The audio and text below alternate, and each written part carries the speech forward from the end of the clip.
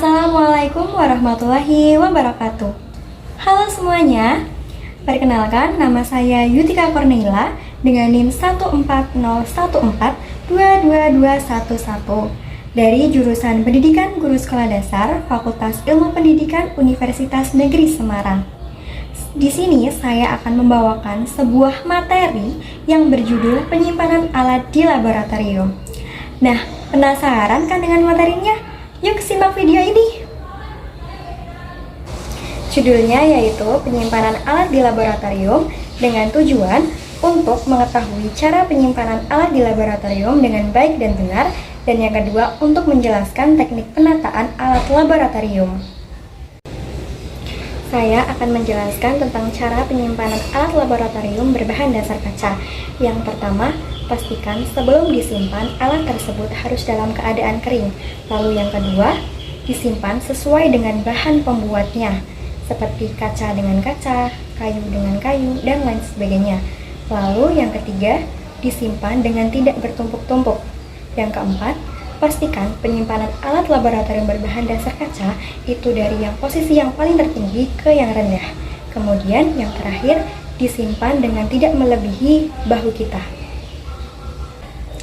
Dalam penyimpanan alat di laboratorium itu ada 3 prinsip loh teman-teman. Yang pertama, aman, mudah dicari, dan mudah diambil. Prinsip yang pertama ialah aman. Alat disimpan supaya aman dari pencuri dan kerusakan. Misalnya, alat yang mahal harganya seperti stopwatch perlu disimpan pada lemari terkunci. Prinsip yang kedua, mudah dicari. Prinsip ini bertujuan untuk memudahkan mencari letak dari masing-masing alat. Lalu, bagaimana caranya? Caranya yaitu dengan menggunakan label yang ditempelkan pada setiap tempat penyimpanan alat seperti lemari, rak, atau laci. Lalu, yang ketiga ada prinsip mudah diambil. Penyimpanan alat diperlukan ruang penyimpanan dan perlengkapan seperti lemari, rak, dan laci yang bertujuan untuk memudahkan dalam pengambilan alat dan bahan serta ukurannya disesuaikan dengan luas ruangan yang tersedia. Kemudian materi yang selanjutnya ialah dasar penyimpanan alat. Yang pertama ada jenis alat, misalnya seperti gelas kimia, corong, cawan patri lumpang, dan alu. Yang kedua ada jenis bahan pembuat, misalnya seperti kaca, postin, logam, dan kayu. Yang ketiga ada percobaan, misalnya laju reaksi kesetimbangan, dan lain-lain. Lalu yang keempat, seberapa sering alat itu digunakan. Yang sering digunakan misalnya gelas kimia, dan yang jarang digunakan misalnya lumpang dan alu. Penyimpanan alat dapat dikelompokkan berdasarkan jenis alat, pokok bahasan, golongan percobaan, dan bahan pembuat alat seperti berikut ini. Yang pertama, pengelompokan alat-alat fisika berdasarkan pokok bahasanya, seperti gaya dan usaha atau mekanika, panas, bunyi, gelombang, optik, magnet, listrik, dan alat reparasi. Yang kedua, pengelompokan alat-alat biologi menurut golongan percobaannya, seperti anatomi, fisiologi, ekologi, dan morfologi. Kemudian, yang ketiga ada pengelompokan alat-alat kimia berdasarkan bahan pembuat alat tersebut, seperti logam, kaca, porselen, plastik, dan karet. Dalam penyimpanan alat, kita juga harus memperhatikan hal-hal berikut ini. Mikroskop disimpan di dalam lemari terpisah dengan zat higroskopis dan dipasang lampu yang selalu menyala untuk menjaga agar udara tetap kering dan mencegah tumbuhnya jamur.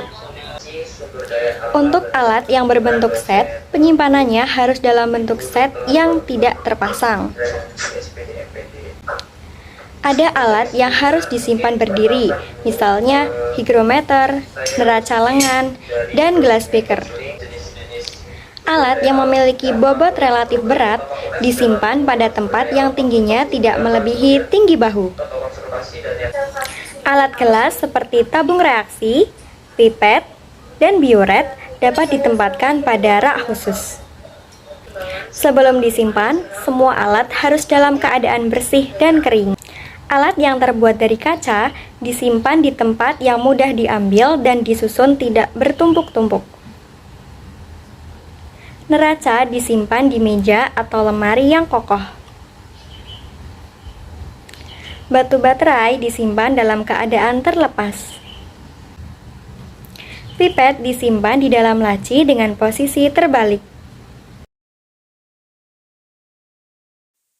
Berikut merupakan contoh video penyimpanan alat yang benar di laboratorium.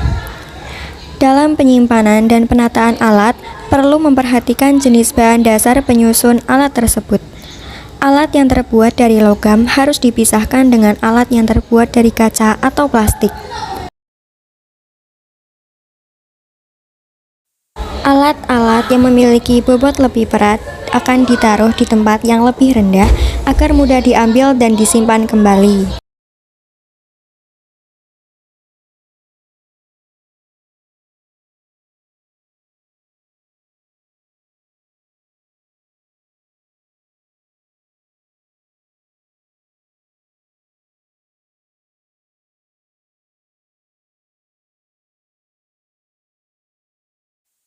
Untuk alat ukur harus disimpan di dalam wadah atau tempat khusus.